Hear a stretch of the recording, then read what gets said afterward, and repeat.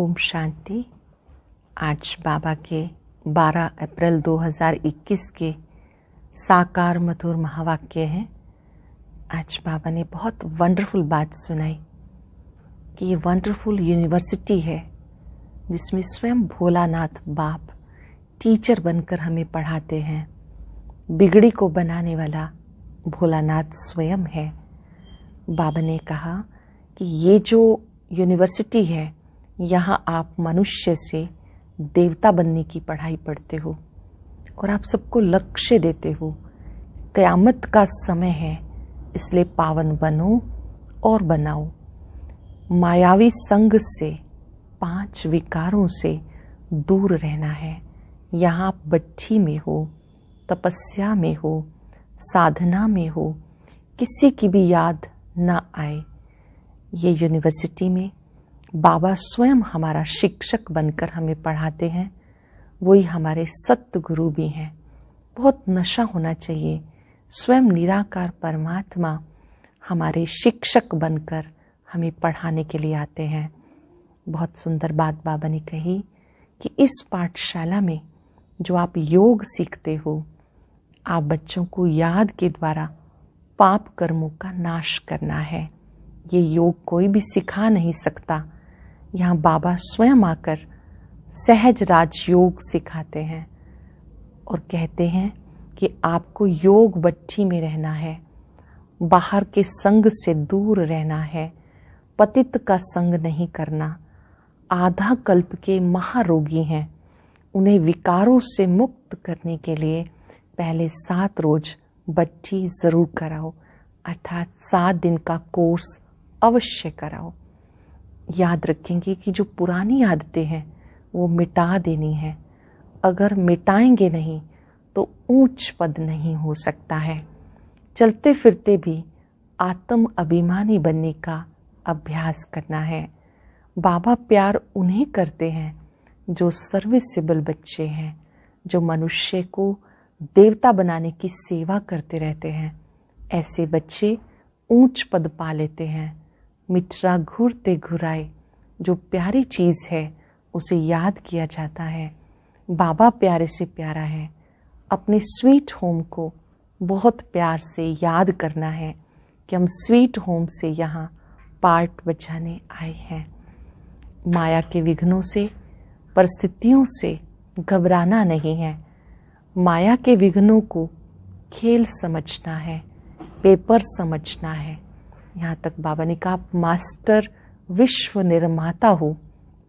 जैसे जो बुजुर्ग होते हैं वो बच्चों को जब देखते हैं कुछ करते हुए तो वो सोचते हैं कि निर्दोष हैं, अनजान हैं, बेचारे हैं। ऐसे ही आपका पेपर माया किसी भी आत्मा के द्वारा ले, आपकी बुद्धि में रहे कि आत्मा निर्दोष है। आत्मिक दृष्टि से देखेंगे और माया के विघ्नों से डरेंगे नहीं। स्वयं में स्नेह, शक्ति और ईश्वरीय आकर्षण भरेंगे तो सब सहयोगी बन जाएंगे। आज चलते फिरते आत्म अभिमानी बनने की प्रैक्टिस करेंगे। मैं अति शुद्ध पवित्र आत्मा हूँ। मैं स्वीट होम से इस साकार सृष्टि पर पार्ट बचाने के लिए आई हूँ। बार बार अपनी बुद्धि को स्वीट होम में एकाग्र करेंगे। ये बुद्धि की प्रैक्टिस है। आज ये प्रैक्टिस बार बार करते रहें। अब मुरली विस्तार से। बाबा ने कहा, मीठे बच्चे, तुम्हारी ये वंडरफुल यूनिवर्सिटी है जिसमें बिगड़ी को बनाने वाला भोलानाथ बाप टीचर बनकर तुम्हें पढ़ाते हैं। ये वंडरफुल यूनिवर्सिटी है जिसमें बिगड़ी को बनाने वाला भोलानाथ बाप टीचर बनकर तुम्हें पढ़ाते हैं। क्वेश्चन, इस क़यामत के समय में तुम बच्चे सबको कौन सा लक्ष्य देते हो? हे आत्माएं, अब पावन बनो। पावन बनने बगैर वापस जा नहीं सकते। आधा कल्प का जो रोग लगा हुआ है उससे मुक्त होने के लिए तुम सबको 7 रोज भट्ठी में बिठाते हो। पतितों के संग से दूर रहें, कुछ भी याद ना आए, तब बुद्धि में ज्ञान की धारणा हो। अटेंशन देंगे हम सब कि कोई भी मिले तो उसको ये लक्ष्य देना है कि हे आत्मा ही पावन बनो, पावन बनने बगैर वापस घर नहीं जा सकते, परम धाम जाने की तैयारी है पावन बनना। आधा कल्प का जो रोग लगा हुआ है उससे मुक्त होने के लिए तुम सबको 7 रोज भट्ठी में बिठाते हो। पतितों के संग से दूर रहें, कोई भी याद ना आए, तब कुछ बुद्धि में ज्ञान की धारणा हो। गीता तूने रात गवाई सोए के, दिवस गवायो खाए। ओम शांति।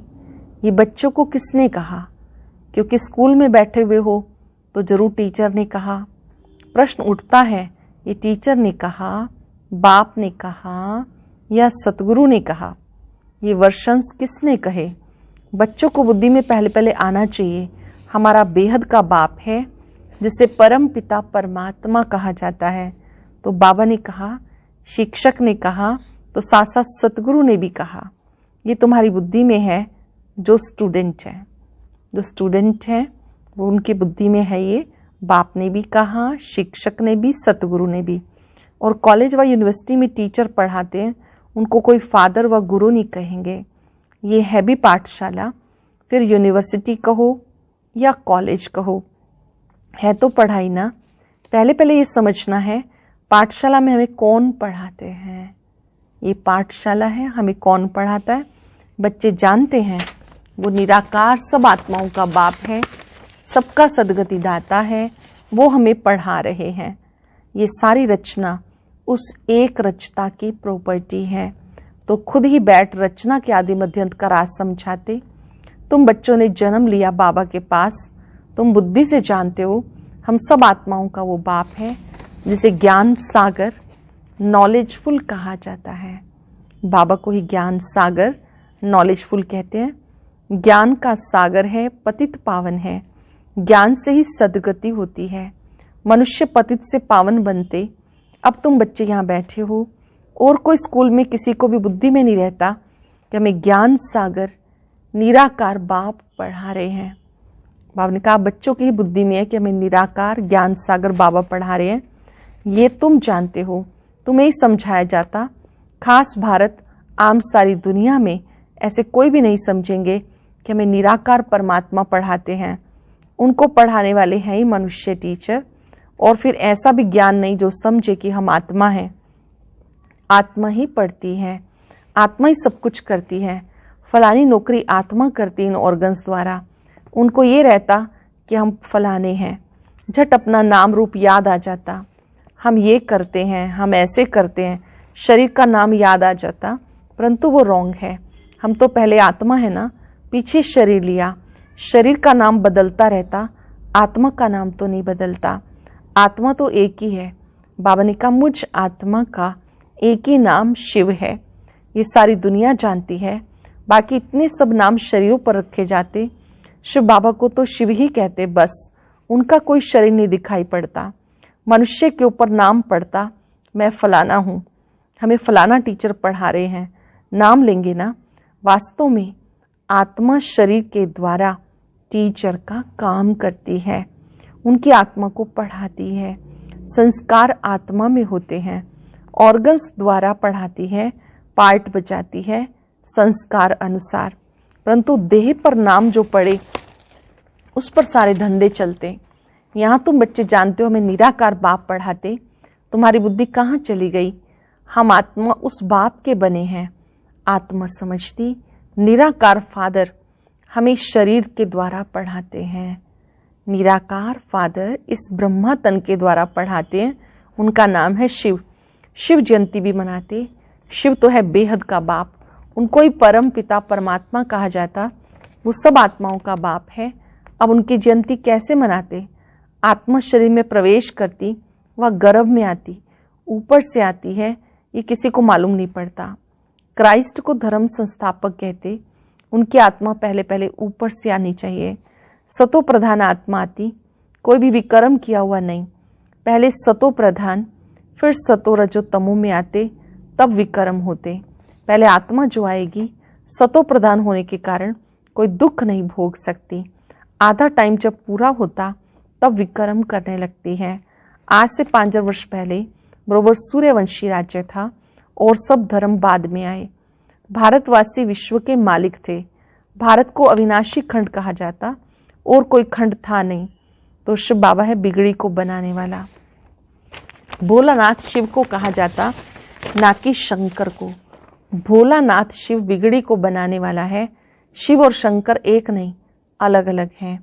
ब्रह्मा विष्णु शंकर की कोई महिमा नहीं, महिमा सिर्फ एक शिव की है जो बिगड़ी को बनाने वाला है। कहते मैं साधारण बूढ़े तन में आता हूँ, इसने 84 जन्म पूरे किए, अब खेल पूरा हुआ। ये साधारण तन है जिनके तन में बाबा आते हैं, ब्रह्मा तन। 84 जन्म पूरे किए, अब ये खेल पूरा हुआ। पुराना चोला, पुराने संबंध भी खलास हो जाने वाले हैं। अब किसको याद करें? खत्म होने वाली चीज को याद नहीं किया जाता। नया मकान बनता तो पुराने से दिल हट जाती है। ये फिर बेहद की बात, सर्व की सदगति होती, अर्थात रावण के राज्य से सबको छुटकारा मिलता है। रावण ने सबको बिगाड़ दिया। भारत बिल्कुल कंगाल, भ्रष्टाचारी है। लोग भ्रष्टाचार समझते हैं, करप्शन, एडल्ट्रेशन को, चोरी ठगी को। परंतु बाबा कहते पहला भ्रष्टाचार है मूत पलीती बनना। शरीर विकार से पैदा होता, इसलिए इसको विशेष वर्ल्ड कहा जाता, और सतयुग को निर्विकारी दुनिया कहा जाता। हम सतयुग में प्रवृत्ति मार्ग वाले देवी देवता थे। कहते हैं पवित्र होने से विकार बिगर बच्चे कैसे पैदा होंगे? अगर सब पवित्र बन जाएं तो लोग कहते हैं कि फिर संतान कैसे होगी? बोलो, हम अपनी राजधानी बाहुबल से नहीं, योग बल से स्थापन करते हैं। तो क्या योग बल से बच्चे नहीं हो सकते? जबकि है ही वाइसलेस वर्ल्ड, पवित्र गृहस्थ आश्रम, यथा राजा रानी, संपूर्ण निर्विकारी तथा प्रजा। यहाँ है संपूर्ण विकारी। सत्यों में विकार होते नहीं, उसको कहा जाता ईश्वरीय राज्य। ईश्वर बाप का स्थापन किया हुआ। अब तो है रावण राज्य। शिव की पूजा होती जिसने स्वर्ग स्थापन किया। रावण जिसने नरक बनाया उसको जलाते हैं। शिव बाबा की पूजा होती है क्योंकि उन्होंने स्वर्ग बनाया, और रावण जिसने नरक बनाया उसको जलाते हैं। द्वापर कब शुरू हुआ ये भी किसी को पता नहीं। ये भी समझ की बात है। यह है तमो प्रधान आसुरी दुनिया, और वो है ईश्वरीय दुनिया। उसको स्वर्ग, दैवी पावन दुनिया कहा जाता। ये है नरक, पतित दुनिया। ये बातें भी समझेंगे वो जो हर रोज पढ़ेंगे। बाबा की बातें उन्हें समझ में आती हैं जो हर रोज पढ़ते हैं। अटेंशन रहे, ऐसा रिकॉर्ड बनाना है। जब से बाबा के बने कोई भी मुरली मिस नहीं, प्रतिदिन पढ़ना है। बहुत कहते हैं फलानी जगह स्कूल थोड़ा ही है। अरे हेड ऑफिस तो है ना, तुम आकर डायरेक्शन ले जाओ, बड़ी बात तो नहीं है। सृष्टि चक्र को सेकंड में समझाया जाता। सतयुग त्रेता पास्ट हो गया, फिर द्वापर कलयुग ये भी पास्ट हुआ, अब है संगम युग। नई दुनिया में जाने के लिए पढ़ना है। नई दुनिया सतयुग में जाना है तो उसके लिए पढ़ना है। हर एक का हक है पढ़ना। बाबा हम नौकरी करते हैं, अच्छा 1 हफ्ता ज्ञान ले फिर चले जाना, मुरली मिलती रहेगी। पहले 7 रोज भट्ठी में जरूर रहना है। भले 7 रोज आएंगे परंतु सबकी बुद्धि एक जैसी नहीं रहेगी। 7 रोज भट्ठी माना कोई भी याद ना आए, कोई से पत्र व्यवहार आदि भी ना हो, सब एक जैसा तो समझ नहीं सकते।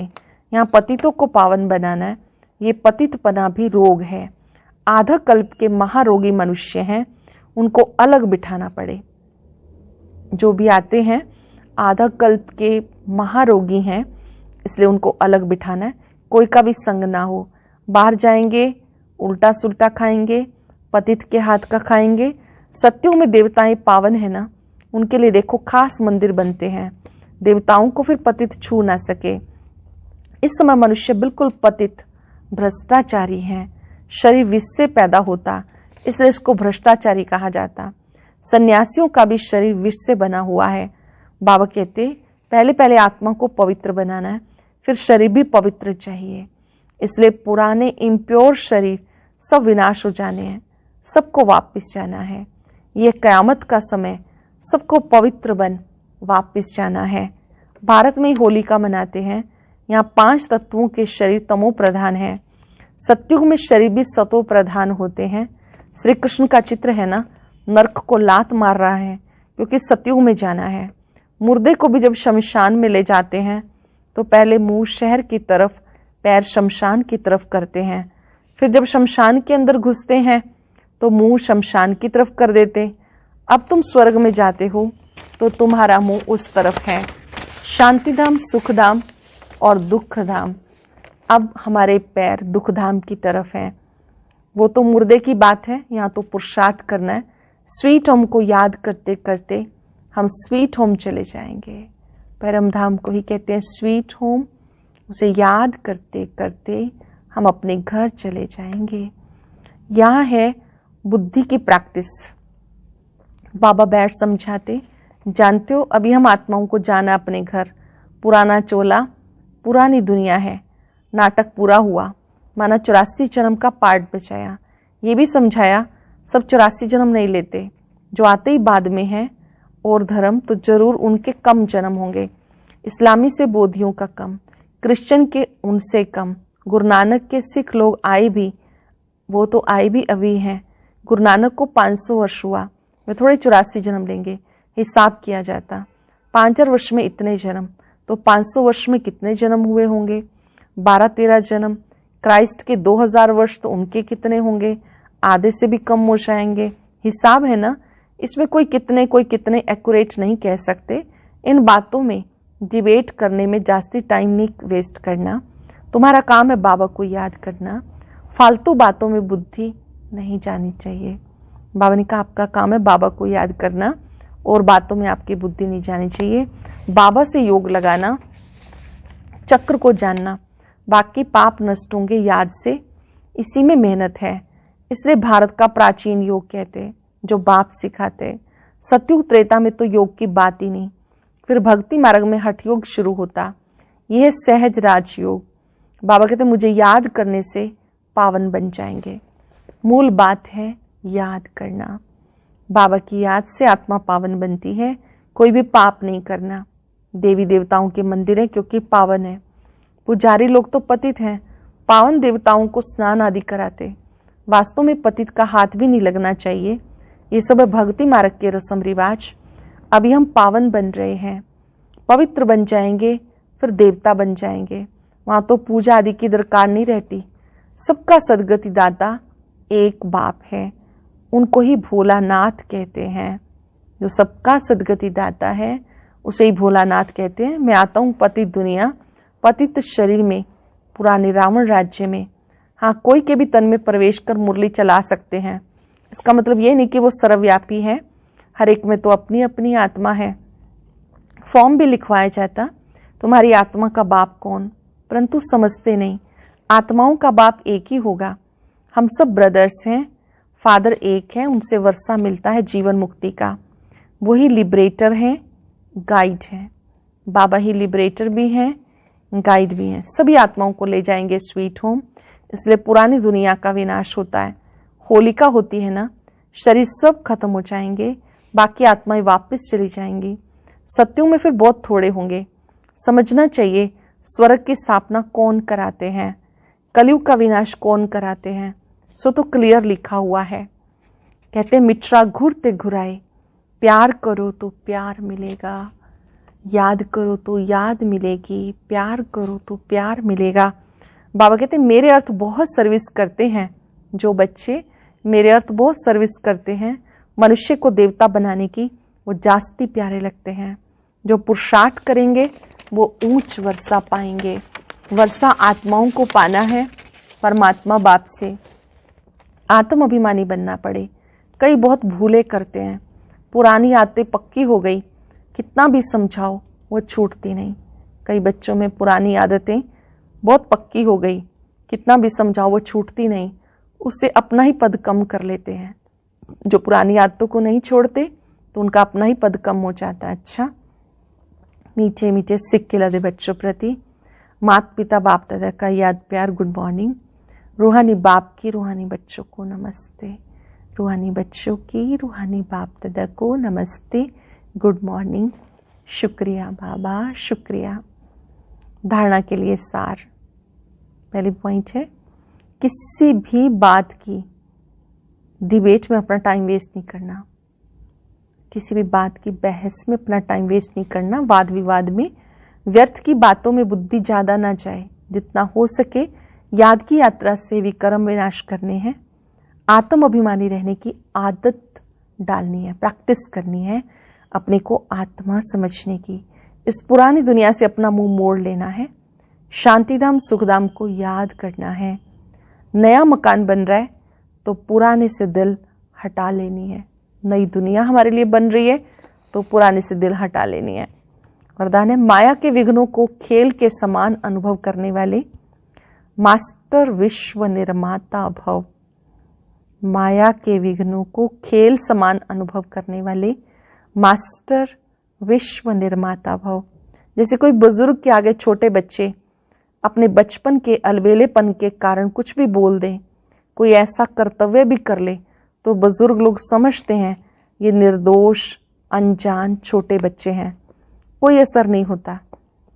ऐसे आप अपने को मास्टर विश्व निर्माता समझेंगे तो माया के विघ्न बच्चों के लिए खेल समान बन जाएंगे।